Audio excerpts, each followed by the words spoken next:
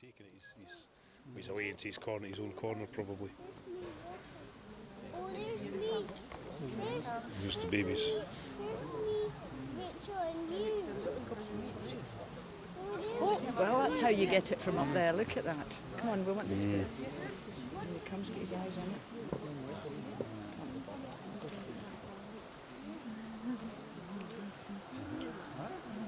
Remember not to climb a tree when I'm going to lose my tiger. Please, into that from up here. Jump to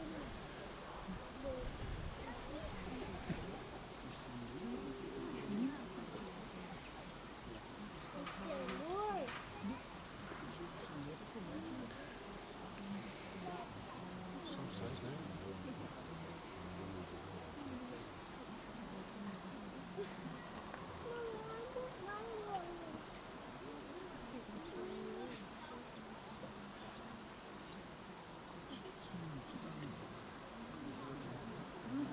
Here's trouble.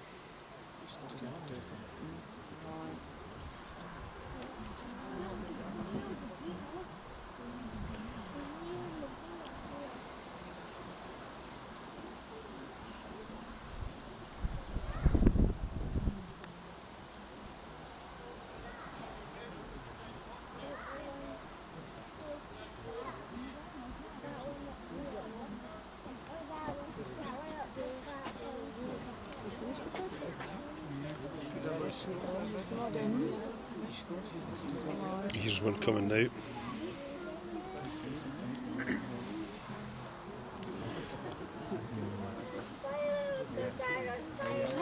Oh, he's got it. That's how you do it. Go now.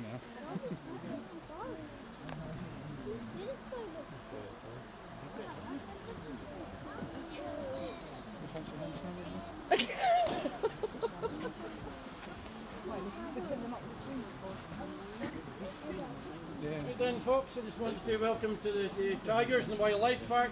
The tigers you're looking at now are Amur tigers, and Amur tigers are the largest cats you get. Cats don't come any bigger than these, and the males can weigh in anything up to 250 kilos, and even going up maybe just over 300 kilos if they're overweight as such. Now, Amur tigers are a critically endangered species, and there's under 500 of these tigers left in the world today, and that's due to them being heavily poached. It's heavily poached in the 90s there, as the poachers were taking 60 tigers out a year. 2 decades ago, these tigers are down between 50 and 60 tigers. And lucky enough now, the anti-poaching groups have been keeping on top of the poachers, and not only keeping on top of the poachers, but educating the people onto the tiger as well, and onto the plight of this tiger, or these tigers probably wouldn't be with us today if they weren't doing such a good job. Of course, people would sell the tiger skins on for vast amount of money, and then the bones would actually be grinded down as well and used as traditional medicine. So, now I just want to tell you a few things about the tigers themselves. Our tigers, the male tiger coming out of the house first there, and his name's Yuri. He's an old tiger now. He's coming up, he's about 18 years old now.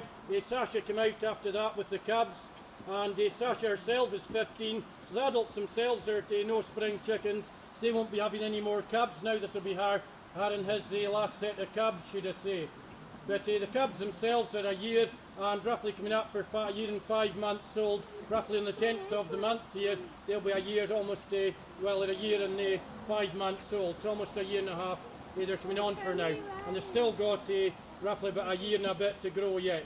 And as you can see, Vladimir himself is a lighter coloured cub. He's almost bigger than his mother now. He's at least the size of his mother and a small amount bigger. But that's Vladimir, that's our male cub. We've also got the 2 females, and the 2 females, one is the old, the bigger one's name's called Dominika, and the smaller tiger cub is called Natalia. Now these tigers are only one of 5 subspecies of tigers that can adapt really well to really cold weather. And that's what they're used to out in the far east of Russia really. Out in the far east of Russia they can reach temperatures of as low as minus 30 and even going as low as minus 40 in some cases. And some people wondered would they adapt. They came over from Edinburgh Zoo 2 years ago now, the adults did, and they had the cubs here. That's one of the things letting you know that the area's good for them, climate's good for them as well, and they have adapted very well to the weather.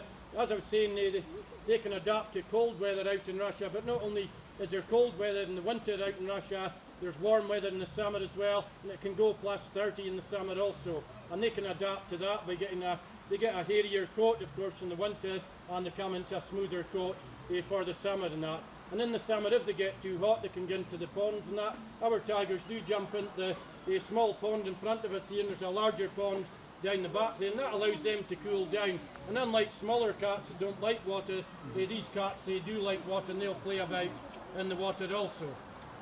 Now Sasha's already had, this is her third set of cubs, and she's already had 2 sets of cubs at Edinburgh Zoo, and that takes me back to the history of her cubs. Really, after she had 2 sets of cubs at Edinburgh Zoo, she was given contraception. Contraception doesn't work very well in amongst big cats, sometimes they'll never breed again, but the contraception she was given, lucky enough, it's supposed to dissolve after 2 years, but it's actually been 6 years since she's had this third set of cubs. And lucky for us, again, for conservation reasons and that as well, that we've got the 3 cubs. Vladimir himself, he's coming up, as I say, he's coming up almost time for him to go away, and he's going away probably the end of the month. He's going away to Knowsley, which is a safari park round about the Liverpool, Manchester area there, and he's going to be joined with 2 females roughly about the same age as him. And so we will keep him probably Sasha and the cubs, and Yuri probably might not go through another winter actually, because he's an older tiger now. He's an older tiger and he's got a few problems with his kidneys and that, so we'll just have to wait and see. But another thing I can tell you about the tigers, these tigers, or Amur tigers should I say, did used to be called Siberian tigers, but they became extinct in Siberia itself around about the 60s, 70s period there. But the tigers are still left in Amur Valley, Amur River Valley, and that's the valley that splits Russia and China. That's why they are called Amur tigers now. Just to clear it up, for some people think there's 2 types of tigers. Some people do still call them Siberian tigers. The proper name for them now is Amur tigers as such. Now I just wanted to say a few things about the feed in itself. We fed them calf meat and horse meat today, mostly horse meat up on the trees. Out in the far east of Russia, the main feeds they would get would be wild boar and wild venison. But they feed on smaller things as well, like rodents and stuff, which don't go a long way really for feeding them in the wild. So the main bigger feeds are the ones they need. They'll get up to maybe 2 feeds a week, and that'll have to do them. Maybe only 1 feed, but in maximum they'll probably get up to 2 feeds a week as such. But we feed them all sorts here. As you can see, we fed them horse meat today, calf meat, we feed them venison as well. We feed them wild boar occasionally, not very often. We also feed them calves, we feed them bulls, we feed them mutton. We also feed them smaller feeds like rabbits, ducks and pheasants, which again don't go a long way to feeding big cats like these. And we do feed them every day. Big cats like these don't need to be fed every day, they can be fed every other day. And the reason for us feeding them every day really is that they're older, should I say, are adults now with older cats, and it's better to give them a more regular feed, especially Yuri himself, as he's had a few problems with his diet at Edinburgh Zoo, and keeping his weight on was a wee bit harder, so actually feeding him every day seemed to do the trick. It kept the weight on his back end as such. So that was one of the reasons we did do that. The reason we do hang the food up, some of you will wonder why we hang the food up there onto trees and onto platforms as well. The reason for doing that really is it's not only good enrichment, it gives them good exercise as well. And then going up, taking the meat down, they're actually using the muscles that we use in the wild to take an animal down. So again, it's a good exercise for them. And we do some other training with small amounts of food. It's not really a feed, as you could call it, just bits and stuff to feed out a bucket, small pieces. And we get the tigers to go up onto mesh, and when they get onto mesh with their pads, we can actually check their pads really for cracks. If there's any cracks in them, we can give them a wee spray, antiseptic spray. We can also check the underside the body of the tiger as well, and we can do this without having to sedate the animal. So again, it's all good positive reinforcement. It was a try and work with the tigers as well in a relaxed manner.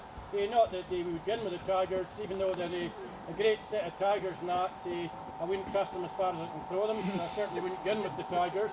And these tigers can't take anything as large as a big bison down, so they could shake us about like a rag doll, so certainly wouldn't be wanting to be anywhere near the inside of that enclosure. Now that brings me on to telling you, if you think the tigers are critically endangered, I was down in the forest, somebody might have heard my talk earlier in the forest, just saying the wild cats themselves, we're trying to compare the moor tigers with the wild cats, calling our wild cats really the Highland tiger. And the reason for that is that the Highland cats, it's a sad day really when they're under the number of tigers. There's under 400 wild cats left in Scotland. That's how I've got Jeff handing out postcards here today of wild cats, and also stickers there as well for the kids. So if you want to get stickers or postcards, come and get them. We're also taking donations. If you want to put a donation in, feel free. Any small donations welcome, and every penny of that will go towards the future of the wild cats. Basically what we're doing is we're working with SNH, Cairngorm National Park, Pete Cairns, David Hetherington, all these cat people really, and we're trying to eventually to release the wild cats back into the wild, increase the numbers of the wild cats. Of course, before we do that, we'll have to stabilise the habitat of the wild cats. It might take some time, but we're doing everything we can for the wild cats anyway. The postcards, by the way, I want to take the opportunity to thank anybody that has donated earlier in the forest. And now the other thing was, I wanted to say just before I finish the talk, was that we're bringing a pair of leopards in the future. It might be a year, maybe even 2 years before we get the moor leopards. The moor leopards are on the doorstep of extinction also, and the moor leopards, there's only 26 left in the wild today. So again, we're bringing a pair in, and hopefully we'll be able to successfully breed with them. They're going to go just behind me here in the foot of the hill here, and this roofing area is all going to be part of that as well. So again, hopefully we can take them in and successfully breed with the leopards. So that brings me about to the end of the talk now. If anybody's got any questions of that, don't hesitate, just come up and ask. The next talk today and feed will be done down at Red Pandas. That won't be me, I think it's Monica that's doing that. That's at 3:30 in the last feed for today, so feel free across from the visitor centre to go to that if you want. Other than that, I hope you enjoy the rest of your visit. Thank you. Oh, that picture's so bad. Look. Probably, that's probably basically that. You see the big pole down the bottom there, we've got a pole just in about the trees on that side. Sasha's been right up the top of it, not really, I wouldn't want to push them too high because if they fell from my knee, so you don't want to overstep them or feed them because Well, we just wait. they'll get tired. The higher up the tiger will get. Very might use an older tiger as well, so we don't want to hang stuff. I can't do anything for you. You'll have to fight for you. I'm just. Lifespan of a tiger, as I say, in late teens, very early 20s. Male tiger be lucky. You can see one of the ones that was in the phone, see how muddy and dirty he is. In the wild, Eating a lot anyway. Look. The life of an animal, tiger as well. And the reason for that is really because if they get worms, Chose they that get a for big his injury table. that fight. Yes. Okay. The other one didn't like eating it off the ground either. They can carry that wound, but if they don't manage to shake it off and it does get infected, they're going to die with that eventually. So when there's a veterinary who they can be taken in and they can be given the treatment so they can carry on. Plus they're getting the best nutrition as well. So.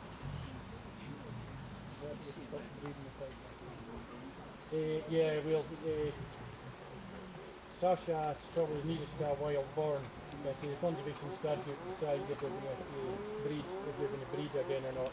Her, having the two sets of calves before, her blood gene now is well represented, so her blood gene won't be needed again. So.